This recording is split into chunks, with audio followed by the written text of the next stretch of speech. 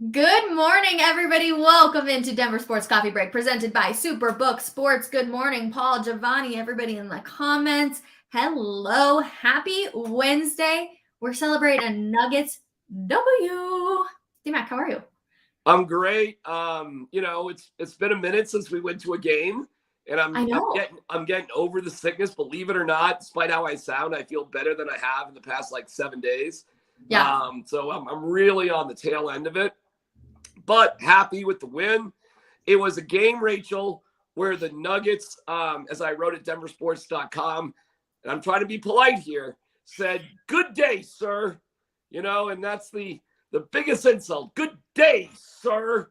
Like, I loved your article. I read it this morning. I thought it was hilarious. And it really brought out the nostalgia for me of watching Willy Wonka back in the day. Because I haven't seen that movie in gosh knows how long. But it just brought out this nostalgia that I could connect to the current life situation of what's going on. And I thought you did a really nice job on the piece. well, I appreciate it because I'm not allowed to write exactly what good day, sir, actually literally means in today's world. I suppose you can use your imagination, but to be more creative, as Willy Wonka is trying to rob Charlie of the chocolate factory. He goes through his list of rules that he broke, and he was like, "You lose. Good day, sir," to dismiss Charlie, and Charlie responds with kindness that eventually wins Charlie the chocolate factory. Of course. How could So we? the Nuggets said to the Suns, "Good day, sir."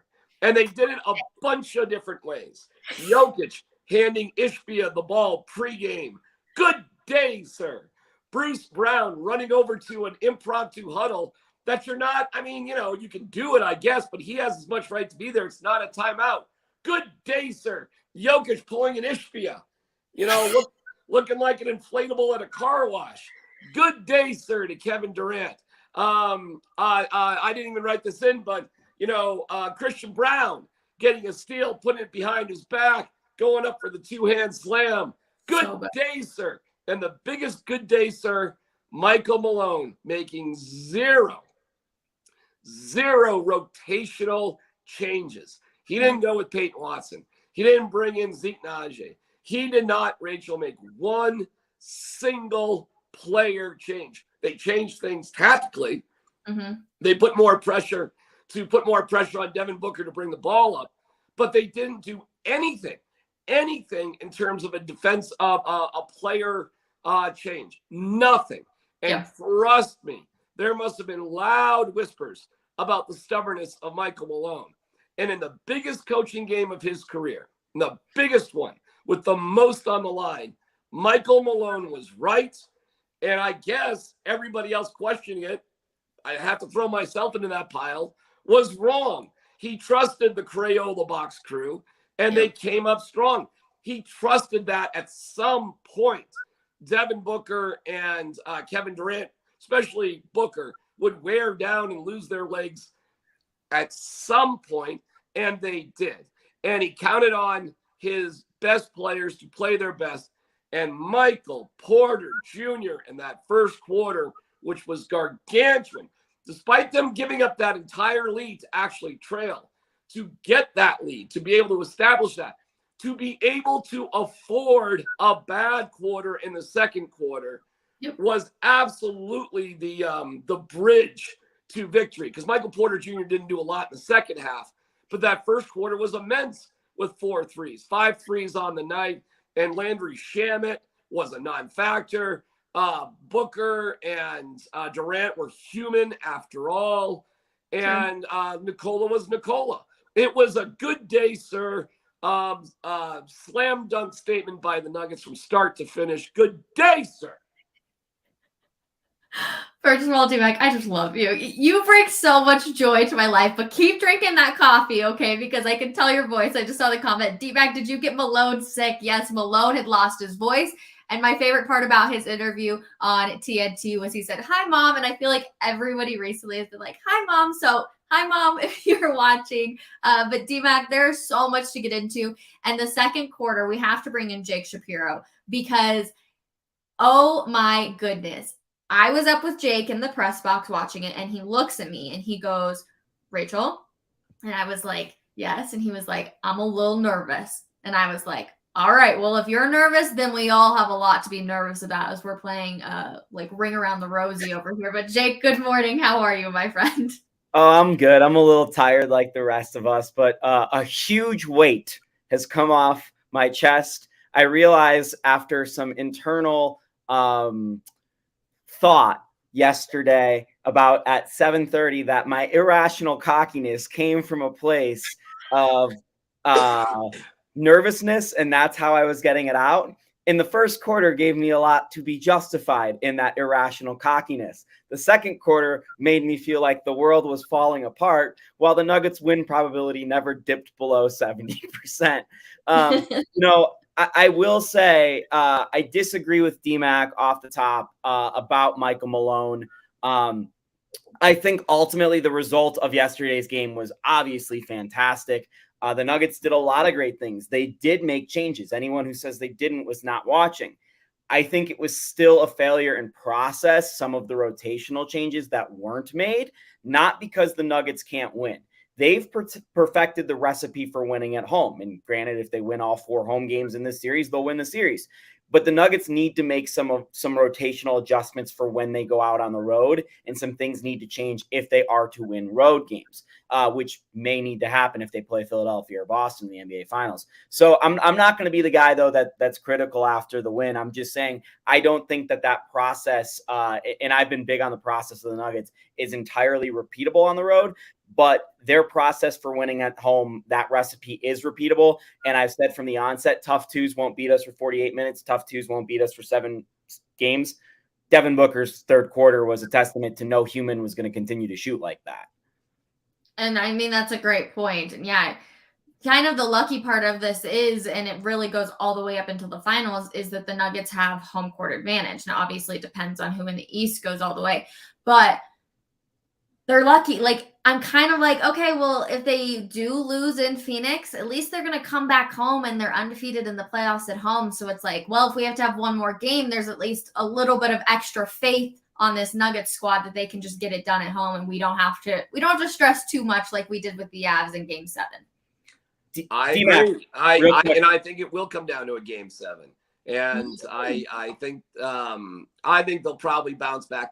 Now, what's interesting, and Jake and I did talk about this after the game, is you don't get a big break between a Denver game and a Phoenix game. I thought the big break would help the Nuggets. Jake pointed out he thought the exact opposite.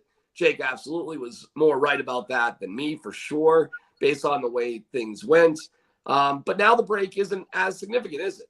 You know, I mean, it's happening tomorrow night. So, and Phoenix has a huge decision to make in Game 6, and that's whether or not to reinsert Chris Paul into the mix, because he probably will be healthy enough to be able to play at least a little bit. So, you know, it falls back on them. The one thing that we should not be afraid of is the Denver Nuggets playing a home game. I mean, they have just been unbelievable this year playing at home. They're undefeated in the playoffs. They won more than, how many home games did they win? They only lost, I think, 7 times, and a couple of those were silly blow-off sort of games. I mean, when games mattered at home, they won almost every single one of them in every conceivable manner you can think of. So why in the world would Nuggets fans be afraid of a Game 7 at this point?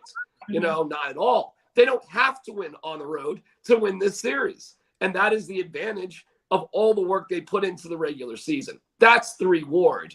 And it's a big one. So I think they can go out, play pretty loose in Game 6. And whether they win or not, and I suspect the Suns actually will win Game 6. I think it's fine. I think it's more than fine, because I'm not afraid of the Nuggets playing a home game in Game 7 like the Avalanche. And we were a little tepid on the Avalanche. They lost 3 of their 4 home games to the Kraken. Yeah. So different situation. Everybody knock on some wood, though, so we're not jinxing anything. Yeah, knock on all the wood, because that's the last thing, of course, that we need. The other big news was that Jokic passed Wilt Chamberlain for the most playoff triple-doubles in NBA history. I loved his post-game interview, bringing up to Shaq. Where's Shaq on that list? And Shaq responds, I didn't pass Big Honey. The more and more time I spend around Nikola Jokic, the more and more I love his sense of humor, you guys. We were all at the press conference last night. Like, he is just so fun. But Jake, you actually had asked him a really good question, and his answer was super duper honest, and we don't get that a lot out of athletes. Yeah, and I've talked about this on this show. I've talked about it on DMAC's show, The Drive. His honesty is often confused for joking and humor because we're so not used to it as media of what he's going to say in terms of that brutal honesty that comes from oftentimes European athletes. I asked him what he's learned of, closeout games and preparation and if they're any different. He said, nothing, my friend, which is just amazing. And the reason I asked it is because, I've got James Marilat chirping me about, the Nuggets lost a game 7 at home to the Spurs, blah, blah, blah. They were the favorites. And in my mind, I only remember their game 7 successes. Nikola Jokic has a buzzer beater in a game 7 to win the Nuggets a series. Like, let's not forget that. They've won their last 3 game 7s with Jokic. So I'm not necessarily scared of a game 7. And one thing that was obviously Jokic was imperative last night, just unbelievable. And we'll never see another player like him in Denver. Never, ever, ever. He's what Elway is to the Broncos, to the Nuggets. It's unbelievable. But it's the home court thing. And DMAC and I talked about it all year. 120 is the magic number. They had the lowest scoring quarter of their season, post or regular season yesterday in the second quarter, 17 points. They still got to 118. How are you going to score 120 in Denver to beat the Nuggets? Kevin Durant and Devin Booker both played more than 40 minutes in a game that didn't require their services in the fourth quarter. Like, these guys are going to be stressed to the max. DMAC mentioned the rest, though. Day off between this one, then back to Phoenix. There's 2 days off before a potential game 7. So they will be able to rest their legs a little bit more. But yeah, you got to be feeling really confident as a Nuggets fan. And you also have to keep in mind, a couple shots go down in Phoenix, and Devin Booker isn't the hottest player in the world, as hot as the sun, some might say. And the Nuggets win one of those games, and this series is over today. So I feel confident the Nuggets might be able to get this done tomorrow night. That is one. The combination of Booker and Durant yesterday had 54 points. That is the lowest combo of points they have had so far in this playoff series. The Nuggets shot 48% from 3, okay? While the Suns shot 33%. That is a blowout win for the Nuggets in any scenario. And that is what the Nuggets have done to most teams most of the year. That's probably a little high on the shooting percentage for 3, but it's certainly capable of what the Nuggets can do. And the only reason that was a 16-point differential is that the Suns waved the white flag with about 4 minutes to go. Actually, about 5 minutes to go. Malone, you got to love Malone. He stuck with the starters for about a minute or so before he subbed his guys out. I don't know exactly what point he was trying to prove, but okay, whatever. I mean, that game was over with 5 minutes left. That really was a 43-minute game. It was over with 9 minutes left. The Nuggets scored the basket that gave them 104 points, was the Christian Brown steal and dunk. That happened with 9 minutes left. They didn't need to score again. Okay, fine. But you know what I'm saying? Like, by the time the Suns quit and said, okay, game's over, listen, the Nuggets built up a 24-point lead in the fourth quarter. They dominated this, just like they dominated game 1. The Suns, what we're not really talking about is how good the Suns actually have to be in order to compete with the Nuggets. Meanwhile, all the Nuggets have to do is play like the Nuggets. And yes, they did make adjustments, but they did not make player personnel adjustments. They made defensive adjustments. Like Jamal Murray after the game said, hey, joking, why don't you guard Booker like they guard me? Meaning just put a body on him, put somebody on him, put pressure on him, make him work. And they did. and they're just wearing down Devin Booker. Devin Booker is phenomenal, okay? But he's also a human being. You know, I mean, there's just been too much on him. Durant was kind of like Durant's been this whole series, actually. 10 of 24. I mean, that's kind of what he's been. And what was different was Booker going 8 of 19 instead of like 15 of 19. You know, he goes 15 of 19. That's 14 more points. I mean, we've got a game going down to the wire. So it was fantastic what the Nuggets were able to do to him to eventually wear him down. And Ross off the bench, you know, not much, right? Not much. And a Kogi with nothing really as a starting scorer. Meanwhile, the Nuggets had 1, 2, 3, 4, 5 guys in double figures. That's a good balanced team. And as DMAC mentions this, and it might be this simple, the Suns had 2 players make multiple 3-point shots. The Nuggets had 1, 2, 3, 4. I said this yesterday in Stoke and Zach. Simple as this. The Nuggets need a couple guys to step up and hit more than 1 3. It was that easy. That was the issue in Game 4 is they were just playing 2-man ball with Jamal and Jokic. And you have to get other people involved because that's where the Suns just beat the crap out of him, it felt like, was, you know, on the bench. And my question still is, and I talked to Jake about this last night in the press box, MPJ was so hot and was exactly what this team needed. Yet then again, we're all like, all right, Malone, where's MPJ at? Or are we going to bring him in? What's going on with MPJ? And we don't see him for the entire fourth quarter. Or was it 12 minutes? He didn't check back in. He didn't check back in the fourth. And it's because he normally rotates back in with about 6 minutes left. He would have come back. What? He would have come back in. Yeah, he would have come back into the game. I agree with you. And this is James Marilat's paint by numbers take. I disagree with Malone taking Porter out in the second quarter to begin with, unless he was gassed and we didn't know that, because Porter was the best player on the court. I would have just kept riding him. However, there is an argument to have starting the fourth quarter without him because Christian Brown's a better defender, and the Nuggets just needed to play defense at that point and then hang on and get a few scores. They didn't really need Porter's scoring anymore. But let's be honest, Michael Porter had by far and away the best defensive game of his career last night.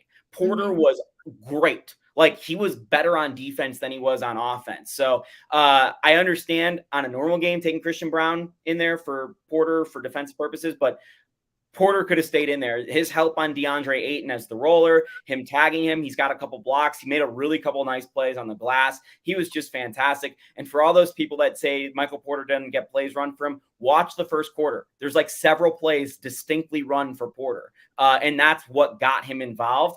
And the Nuggets now are 97-38 in Michael Porter Jr.'s career when he shoots more than 10 shots. MPJ. Yeah, and this is why I call him a superstar, and people make fun of me for it because I guess I see a superstar in Michael Porter Jr. because I really seriously don't know why he can't play like that every single game. I really don't. And you play like that every single game, you are going to be a superstar. You are going to lead the league in 3-point percentage. You are going to be one of the top scorers. You're going to score because you'll get more playing time as time goes on if you play like that, obviously. You're going to average 27 points a game for an entire season. You keep doing that, you are a superstar. That is what a superstar is. And you have to understand his desire to play basketball. It's off the hook. I mean, this guy will never not want to play basketball, okay? Never. He is healthy. He's playing healthy. He's unstoppable when you get him involved. Now, I really don't know why they don't start every game trying to get Michael Porter some looks right off the bat, every single game.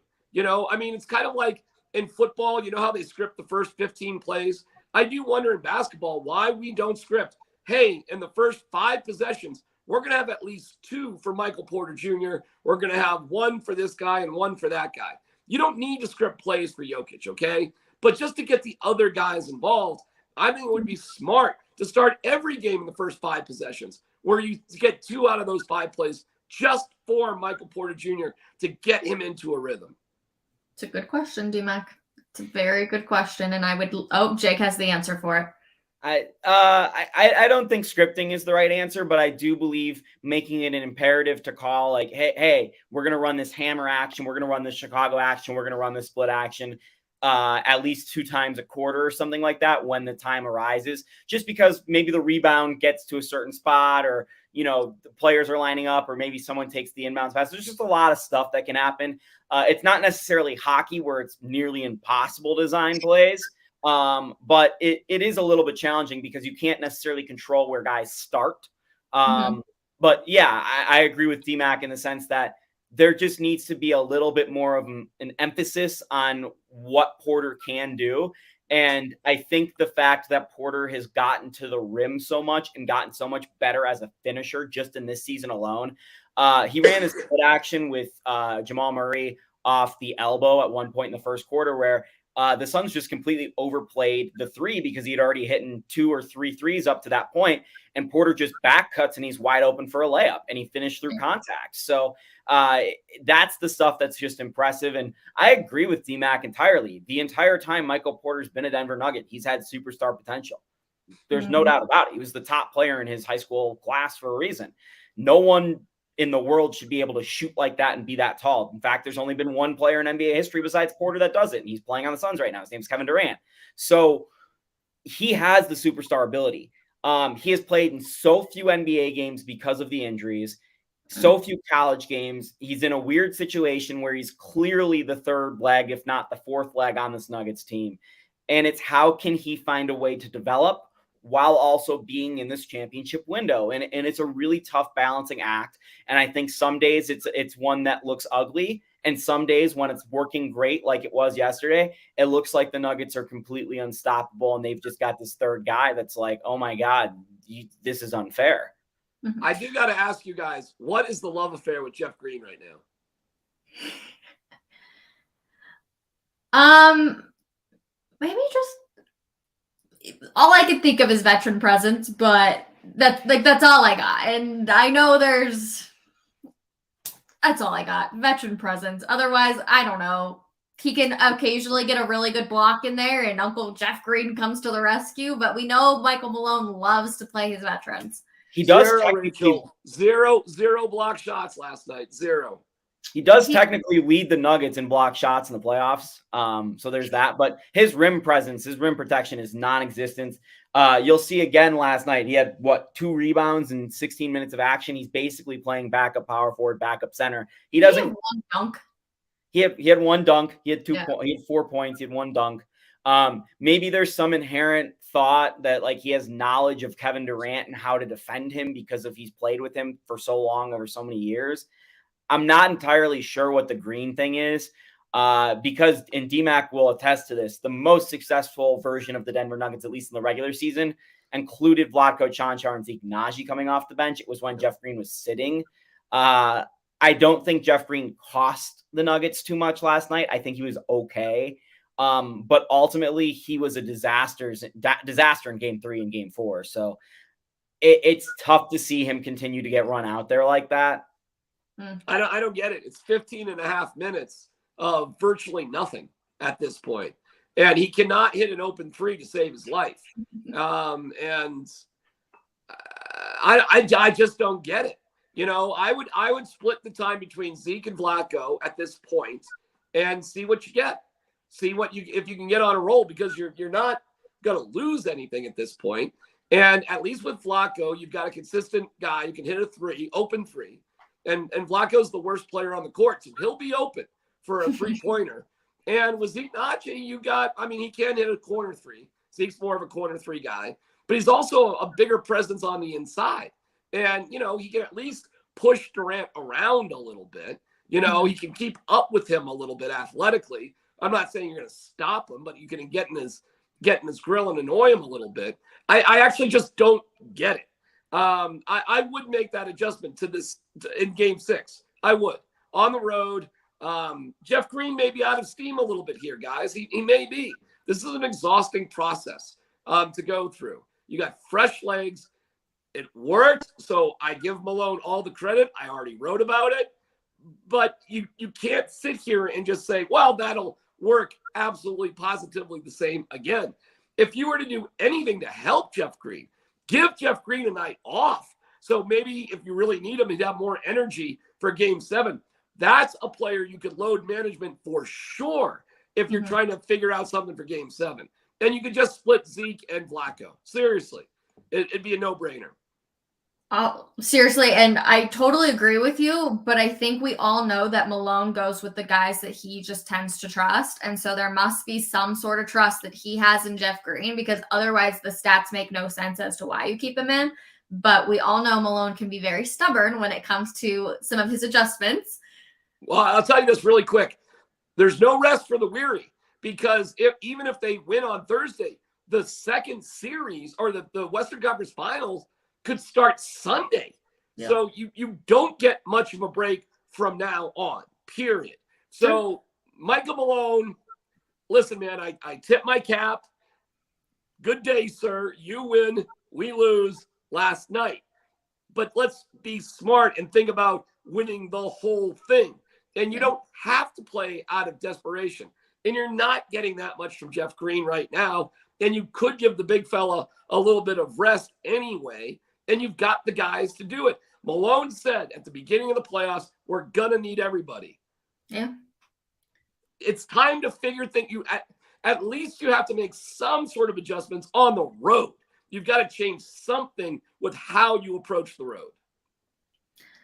It's a great question, and we'll see what they're going to do tomorrow night. But the main question for me is CP3 going to come back into the game for the Suns for game 6? He says he's trying to, he would love to, but can it actually happen? Now, what's funny is, and maybe it was because the Nuggets were playing at home, but I feel like the Suns are actually a better team without him. But of course, we all know a CP3 mega superstar. I know, Jake. I already knew you were going to be shaking your head at me. He's a great, fantastic player. But will he come back? And is an injured, not 100% CP3 better than just a? Okay, tell me why. I am in the top percentile of very few things in life. I was often in the lowest percentile of my growth charts when I went into the doctor's office. But I'm in the top percentile of LCD sound system listeners. I'm in the top percentile of Nikola Jokic lovers. I'm also in the top percentile of Chris Paul haters. I have disliked this person for years and years as a basketball player. Has driven me crazy. And granted, he's been in the Western Conference against the Nuggets, and it's been annoying and annoying and annoying. So I respect you, Chris Paul, but that's why. Chris is so much better than what the other Suns' options are. That's why he is so invaluable to them. I would think if, like we were saying, could Chris Paul help the Nuggets right now? I would probably say no. Like, I don't think Chris Paul actually adds anything of value to the Nuggets, but he's needed for the Suns. He's a better three-point shooter than the ones they have. He's a more consistent player. He's a better playmaker. He can help them pass out of some of these double teams. But I'll give you some of my reporting. I talked to KCP about Chris Paul after the game. I just asked him straight up, what does Chris Paul do for, the Suns, and how does it impact you guys if he plays in game 6? And he said, Chris Paul's got to match our level. Chris Paul's got to come out here and play us. We don't really care if Chris Paul plays or not. It makes no difference to us. He's got to come back from an injury and match our level. And I loved that, because Chris Paul is not the player he was 3, 4, 5 years ago. And he's likely pretty severely injured at this point, going to try and play through this. So Chris Paul is going to be a shell of Chris Paul in this game. And I think the Nuggets are going to be able to swarm him if he does play. I don't know that it's in the Suns' best interest to play him while I'm talking out of both sides of my mouth here. But they just simply having him on the floor might benefit them in some ways. So I don't know if this totally affects the Nuggets series, but if Chris Paul doesn't play in game 6, the Suns win. He gets 4 more days to rest, and then it's game 7 in Denver. That kind of scares me a little bit. So I don't want to see Chris Paul back in this series, because I'm assuming the Nuggets win in 6 and then Chris Paul just didn't play. Raise your hand if you think he'll play tomorrow night. Okay. Jake, why not? He seems to be hurt. He seems to be legitimately hurt. And I think if Chris Paul was going to play, he would say, I'm going to play instead of I'm trying to play. That gives me the indication that he's really hurt. And, you might say, hey, the Suns are an elimination game. Chris Paul very famously sat a game 7 of a Western Conference Finals against the Golden State Warriors, where the Houston Rockets missed 30 consecutive threes. And if they had made just one, the Golden State Warriors would not be the dynasty we talk about today. So Chris Paul has been injured for huge playoff games before and sat out. Fair point. I think he'll rally. I think I'm not exactly sure what you're saying there, Jake, about Chris Paul. But I think the guy wants to be out there. You can see the guy being pretty vocal in the huddle in street clothes. He seems incredibly engaged to me. I think he's a fierce competitor. So, and he has been working out. Now, will he be 100%? I mean, likely not. But that wasn't the question. The question is, do you think he'll play? So to that, are you saying he's not competitive enough to play? I mean, no. What are you saying? I'm just saying he's shown in the past that if he is significantly injured, he's not going to put his body at further risk or maybe hurt his team by going out there. I don't think it's a competitive thing. I think Chris is a really smart basketball player and knows the level in which he's a better option than the other guys. And all right, time out though. But what player who is significantly injured is going to put himself out there? Well, every single player in the NHL. Well, okay, but this isn't the NHL. Different animal. This is different. I think Aaron Gordon is more hurt than we know. I think Jamal Murray and Nikola Jokic might be a little bit more hurt than we know. I don't know if they're significant. Right. Depends on your definition of that word. The tricky word is significant. Right. I don't think any player is playing if it's significant. Sabonis played through a broken finger all year. All right, listen.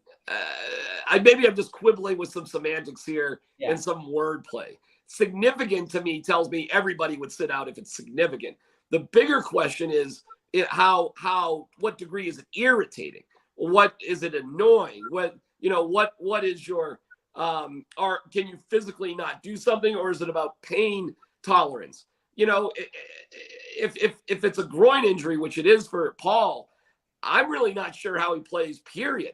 I don't know how, I'm sure he could, do great at the 24 fitness, noon run with a bunch of accountants, where nobody really runs all that hard. But you're talking about elite level athletes. That is just so different, and to the degree that you have to be okay. I think he will play, guys, but it wouldn't surprise me if it's, more, Warren had 14 minutes, right? Okay. Something more along on that lines. Okogie had 8 minutes as a starter.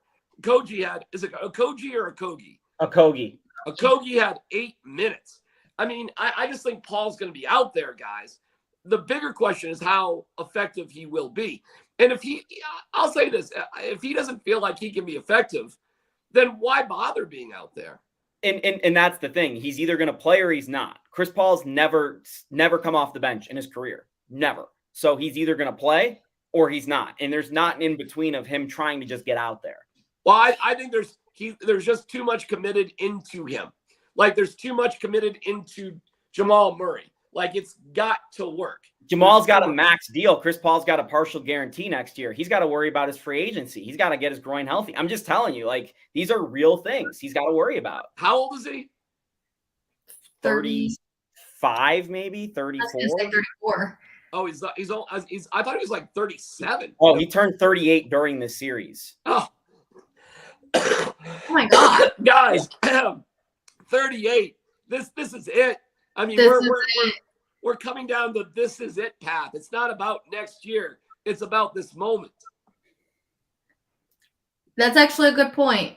This could be it for CP3. So I think you got to go out there. Jake, one thing on your point of like, if he was going to play, he would say it. I actually don't believe that, because then you're just giving the Nuggets a piece of information where instead it could be, is Chris Paul going to play? Is he not going to play? Like they kind of have to prepare in two separate ways, I guess. Does it matter if he plays?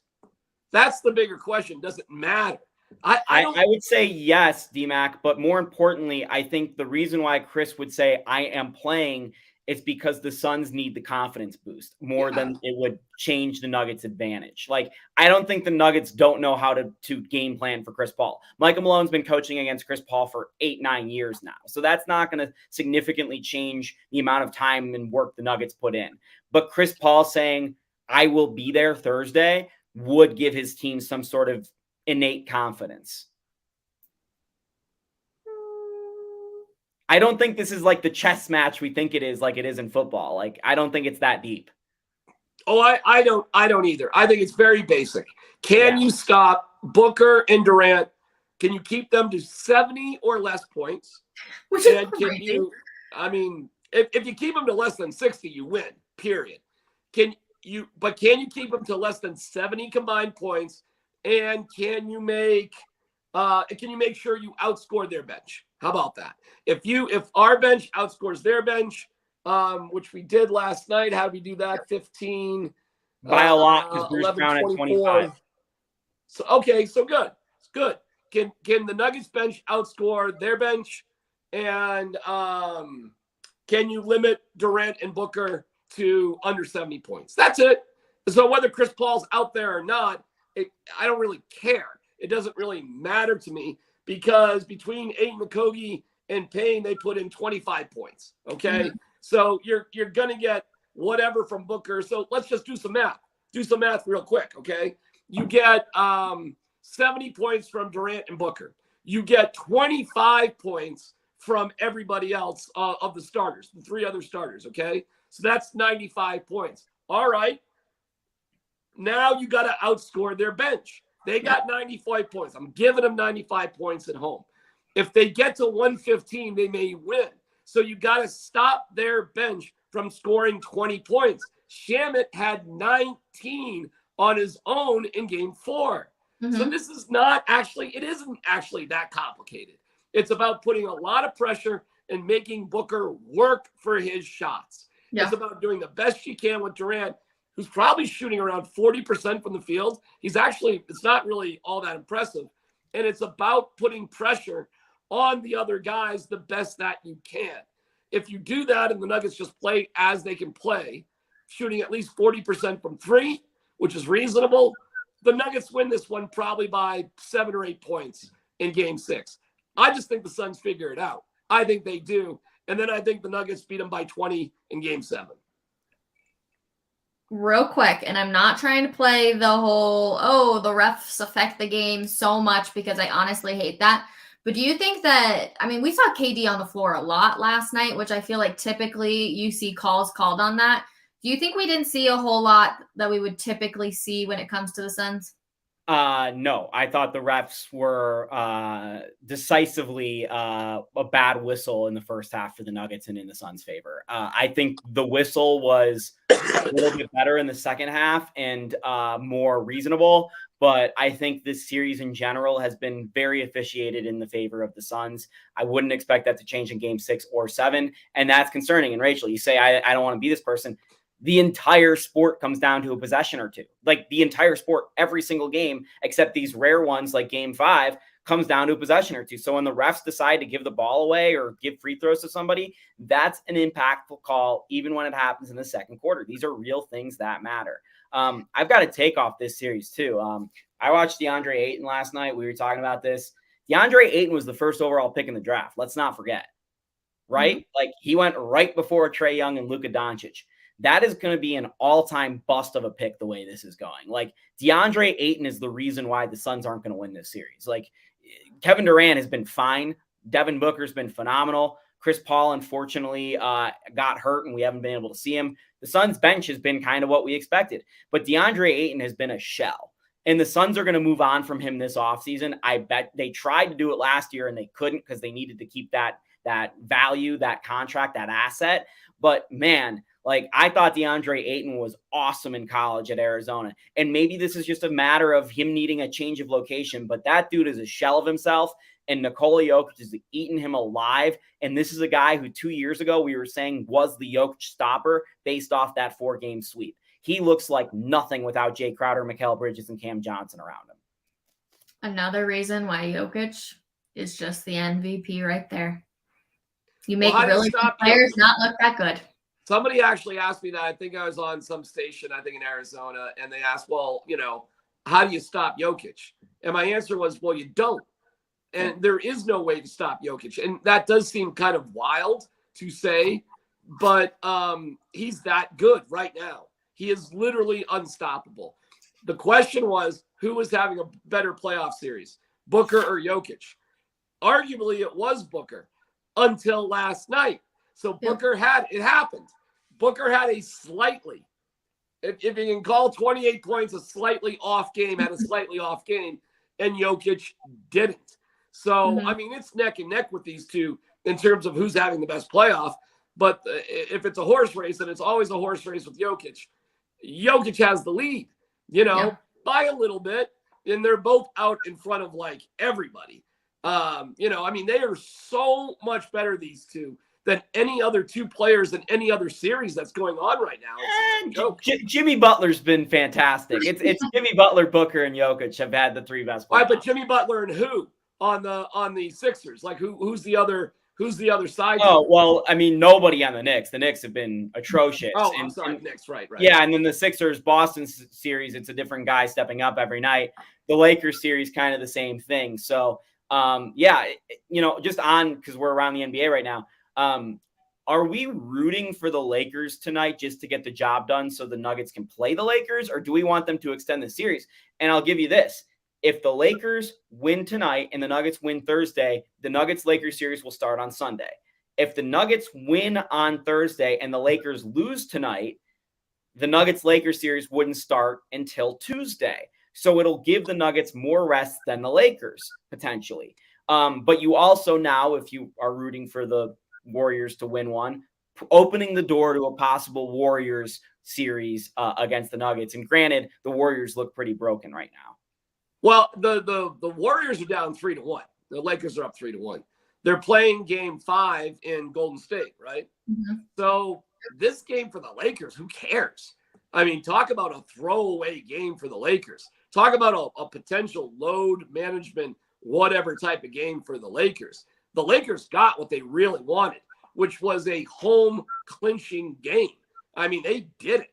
So I think they're always going to compete. And if the Warriors have just they've given up on the season, and maybe they have.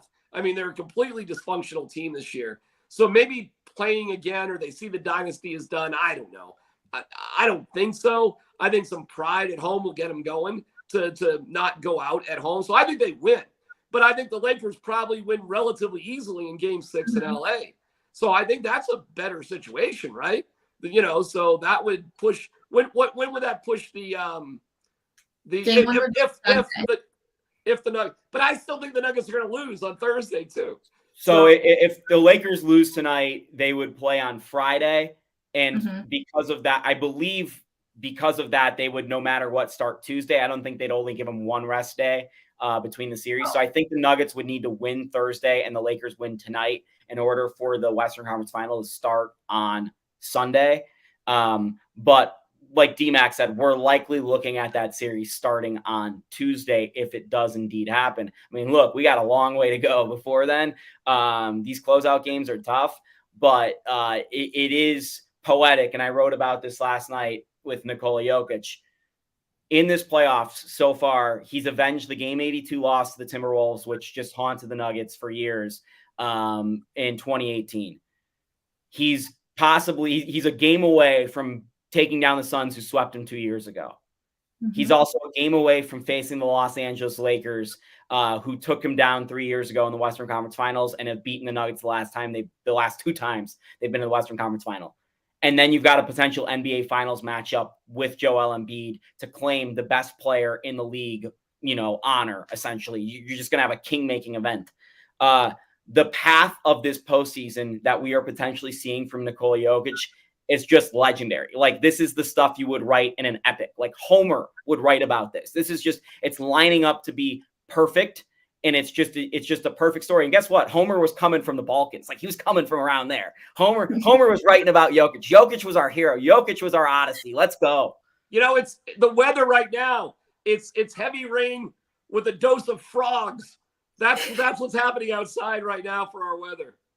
Booker looked like he saw Medusa last night.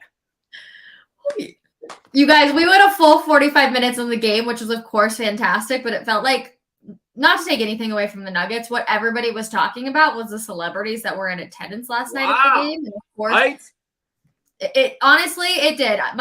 You could go through all of my mentions right now, and there's a few about the game, but there's a lot about, oh, look who was at courtside. And then Kale McCarr, Devon Tays was also there, and lots of people are still, they care. But it's also great to see the other athlete celebrities come out and support the Nuggets and be there, because it's an exciting time to be in Denver and to watch this team. I mean, there were so many fun little twists in everything last night. So let me start from like the least interesting to the most interesting, but still interesting. Kale McCarr and Devon Taves on a date night, who happened to be sitting next to John Calipari. Yeah. Okay.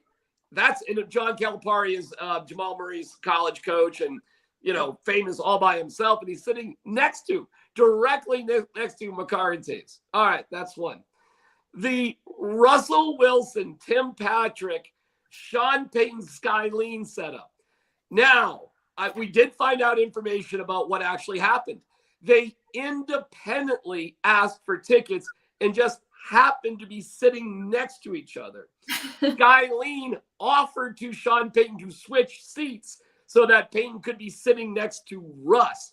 And note that Russ sat close to Sean as he could, not switching with Tim Patrick at any point. Like when they came back from halftime, everybody still sat in their same seat. Like Russell was like, you sit next to the coach a little bit. And Sean Payton after halftime did not switch seats with his wife so that he would just be next to Russell Wilson. I found out that was on purpose. However, I'm telling you guys, we had a front row view of this theater. He spent the entire game on the edge of his seat over Skylene's lap, talking to Russell Wilson and Tim Patrick. I mean, like the whole night. And his body language, I'm going to call it Sean-splaining, because his body language is explaining, that's a play clock. That's a basketball. Those are shorts. He was explaining everything that was going on. That's what he did to Greg Penner at the Avalanche game, too. He was using his hands. He was talking about all of it. Like, this is just Sean Payton, you guys. Yes. Look, as someone with experience, that's a very Chicago thing to do. To the gesticulations and the yada, yada, yadas. At one point, Sean Payton got up and talked to the TNT guys doing the broadcast about something. I mean, it's like this guy... Legendary. This guy wants to be in charge of everything. I mean, he would be organizing the popcorn line. Okay? Now, everybody wants butter over here. No butter, You're kind of weird, but you go over here. Wait. Also, I would just like to say, I took one for the team last night. I went and bought $8 popcorn because I was nervous at halftime. And look at what happened after we ate the popcorn, everybody. The Nuggets rolled, okay? But just the celebrity pairing to top it all, as good as the Sean Payton, Russell Wilson thing was. By the way, can you imagine spending all day with somebody at work and then you go out to have a fun night and it's like, oh, you're here too. Oh, you're sitting right next to me. Rachel and I did that yesterday. That's true. Yeah, but you weren't socializing? I mean, me and Rachel and I worked together from 9 to 5 yesterday and then sat and watched the game with each other. Well, but you're still working, though. Yeah, true. This is as if, Jake, you took your soon-to-be wife out to, I don't know, to one of your hipster Denver clubs, and Rachel and her suburban boyfriend were jammed right next to you at the same table, which, of course, is ridiculous because they're never coming down from the mountains to go into hipster lands. I mean, that's never going to happen. I mean, it's probably more like, Jake, you and your wife get lost and end up at a Chili's in Highlands Ranch, and Rachel and her boyfriend come in for, their Tuesday night usual, and you're sitting at the same bar stool. That's more typical. Hey, where are you fitting into this mix, D-Mac? Are you hipster or are you suburbia? I'm a poser hipster. Like, I'm a poser buff. I live my entire life in suburbia, but I'm a Jake Shapiro wannabe in terms of being a hipster, so I'm trapped. Rachel, you're living your best life as you view it right now. I want nothing to do with that. But that's great for you. That's great for you. The pairing that was the biggest matchup was Ishbia and Midnight Mel Tucker. And maybe Jake can explain why this is such a big deal. So Ishbia, Michigan State guy, won a national title for Tom Izzo as a walk-on as a basketball player. Mel Tucker was the coach of the Colorado Buffaloes for a very brief period of time in 2019. And he was bought out of his contract with CU after just 5 wins in one season to go to Michigan State. Matt Ishbia was likely the payer of that buyout. He has not said that publicly. But when Mel Tucker was extended by Michigan State for his second contract, which was worth like $75 million, became one of the highest paid college football coaches in the country, Ishbia said he personally paid $14 million of Mel Tucker's salary. So we basically know Tucker is big time in the pocket of Ishbia, and Tucker showed up wearing an orange shirt. It was not a Phoenix Suns shirt, but it was an orange shirt. And he might be, oh gosh, I don't think he's villain number one in the city of Denver sports, but he is right there. He is up there. And it's a little divided because CU is not the entire Denver fan base, but I mean, he is an all-time villain in Colorado Buffalo. All-time. I will say somebody who doesn't care. Explain why he earned the nickname Midnight Mel. Yeah. So essentially, after Mel's first season, there was a lot of hype brewing with CU. Their recruiting was getting on track. Mel had just come from the SEC. He was a co-defensive coordinator at Alabama, worked in the NFL. There was just a lot of hype, and CU was starting to feel like it was back and all this. And during the spring recruiting, so this is way past when college football coaches normally leave in November and December, some rumors started to pop up because Michigan State had lost their longtime football coach to, I think, retirement at that point. He just retired at a weird time. And Mel said over and over again that he was not going to leave and that there was no talk of it. I don't remember what the direct quote was, but there was like a damning direct quote about Mel Tucker, like 48 hours before ultimately he left. The night before he left, he was at a recruiting event at the Blake Street Tavern, glad handing with the president of CU, all of the big boosters, talking about them, doing all this stuff. A couple hours later, he was on a private jet to Michigan State, and he told CU on the jet that he was gone and he left his position, essentially. He literally left in midnight, a la Indianapolis Colts from Baltimore, like in the middle of the night without warning, and he left CU in an awful position, which ultimately does explain how they ended up with Carl Durrell, who just didn't work out. But I'll give you this, and this is from my reporting, and I don't know how reported this is, but think about this alternate universe. Urban Meyer was at Ohio State, right? And he was doing very well. Mm-hmm. The boosters basically forced him into retirement for Ryan Day, who was an up-and-coming head coach, because CU had the contract done and only needed Ryan Day's signature. They were all in on Ryan Day before they had hired Mel Tucker. Mel Tucker was their backup option. The Colorado Buffaloes were this close to getting Ryan Day. Wow. And there he was last night, sitting next to the world's greatest bench warmer in Michigan State history, Matt Ishbia. They sat on the baseline. Not really, good seats, but not like spectacular seats. And here's what I loved. Nobody knew who they were. Nobody cared who they were. I think it was, I thought would Rocky make fun of, but then I realized, wait a second, the biggest insult to Ishbia is that nobody knows or cares who you actually are. All you've wanted to be is known and famous. You've tried to buy your way into it your entire life, but you, at the end of the day, are a underknown bench warmer that nobody cares about. And it doesn't matter that you brought Mel Tucker with you, which was an absolute effort to be in the face. What else could it be? It was such a strange pairing that, why is Mel Tucker casually in Colorado? It's insane.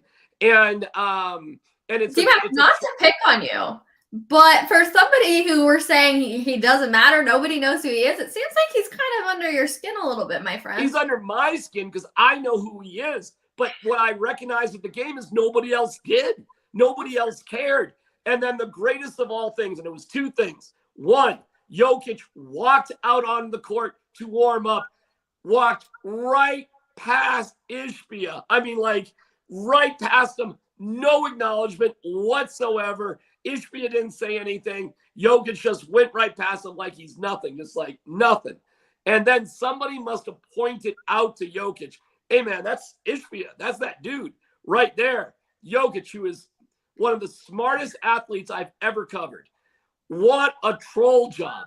As he's leaving warm-ups, he doesn't hand him the ball. He flips him the ball.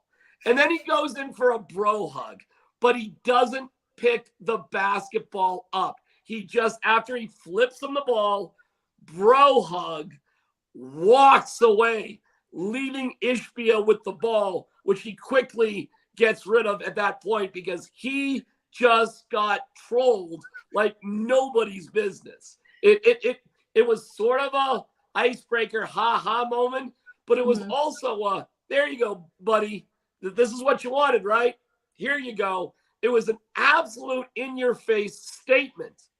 Good day, sir, is what Nikola Jokic did to Ishbia on a it's been replayed a million different times, so I assume everybody's seen it. But it was one of the best troll jobs I've ever seen in my life. And then he follows it up in the game with the flop.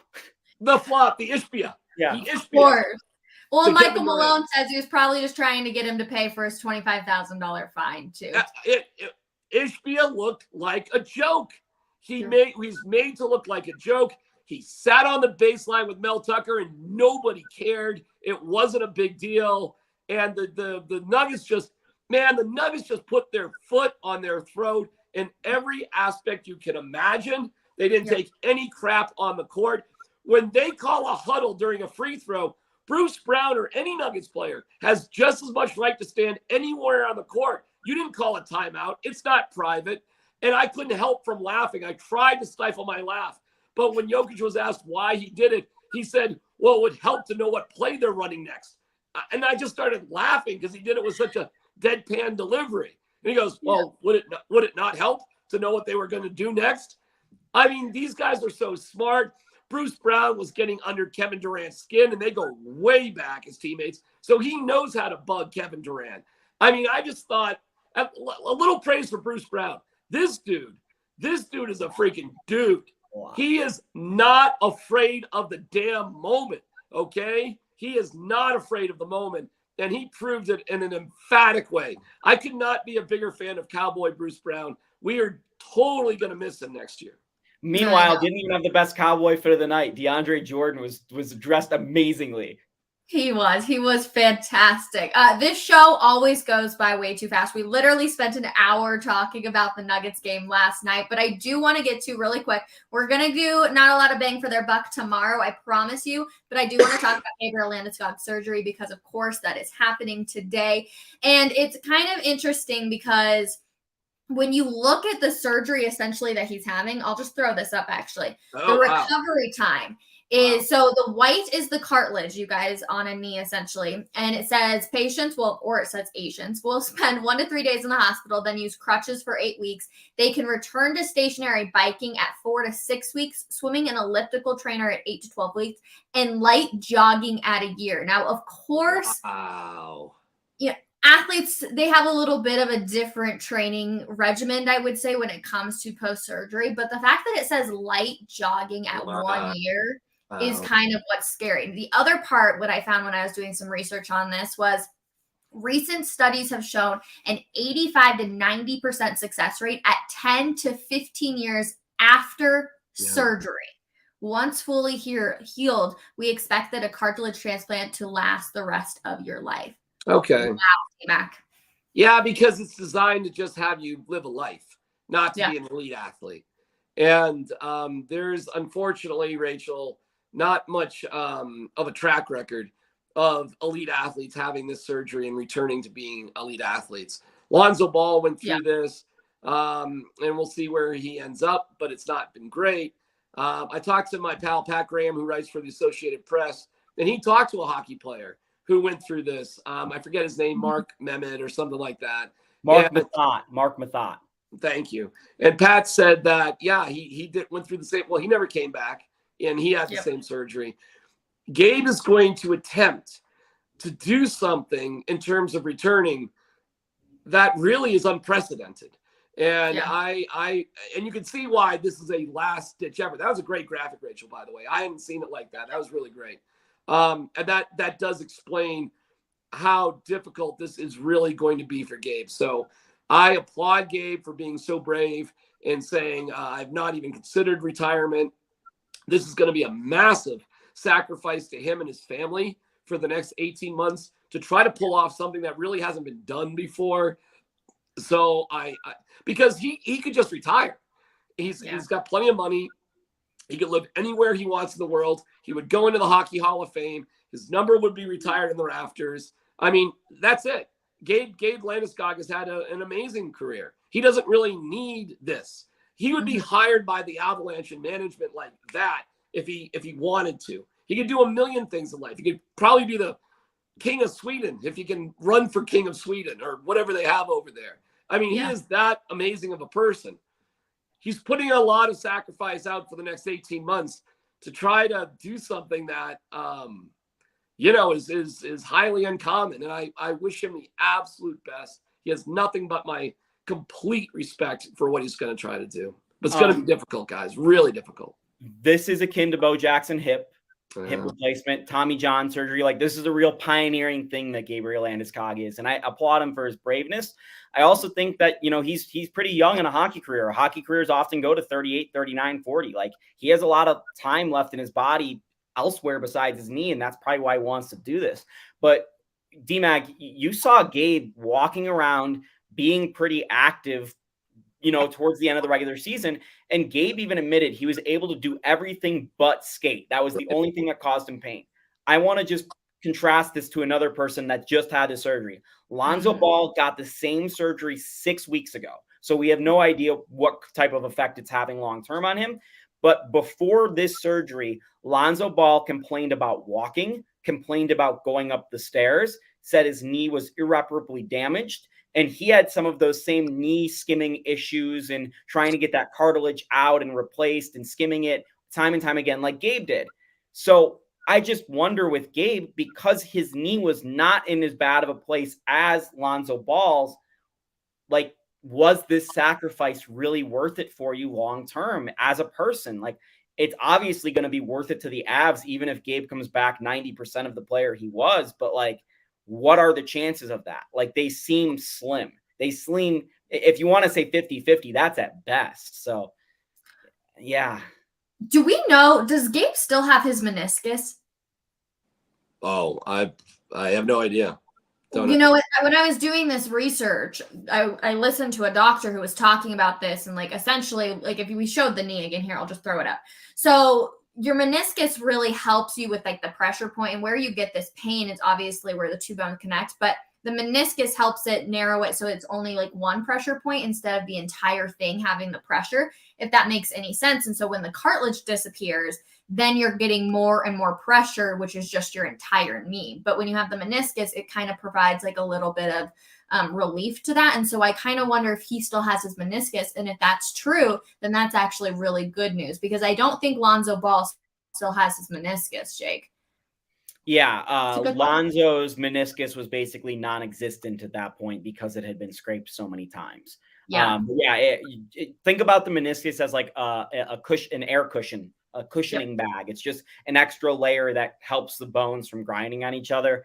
But yeah, like I said, Gabe's not that old for hockey terms. Like Sidney Crosby and Alexander Ovechkin are still effective hockey players at this point in their careers. And that's what like a really good hockey player can do. They can be effective late into their careers. Yeah, but careers end all the time, guys, early. I mean, it does. It happens all the time. And let me talk to you about the Bo Jackson hip thing. The Bo Jackson hip injury stopped him from ever playing football again. He did come back and play professional baseball after the hip surgery. The problem was, guys, he was never the same. So he did play, I think, for a couple of other teams after the hip surgery. The White Sox. White Sox, I forget when he played for the Royals. I think there was somebody else in there too. He played. But my point is he did come back and play professionally. He was just not the same, and he never played football again. So the ability to come back and participate may be there, but to play at that elite level, I mean, frankly, I don't know how Lonzo Ball's going to do it. I don't know how Gabriel Landeskog is going to do it, and I feel awful for these guys. You know, I really do. I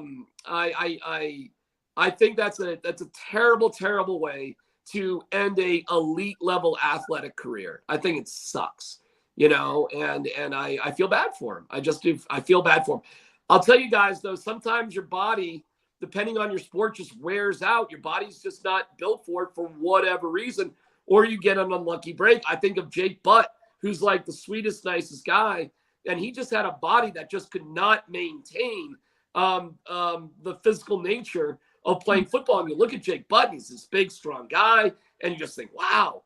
But you're talking about knees and ligaments and joints and, you know, not big, huge, strong muscles or things dependent on strength and size. You're just talking about, you know, things inside of your body that genetically may not be suited for long-term wear and tear. Never mind getting a very unlucky break like Landeskog has actually had. So there's a million stories out there, guys, of elite athletes whose careers have been cut relatively short because their bodies just couldn't do it anymore. Landeskog's not one of them.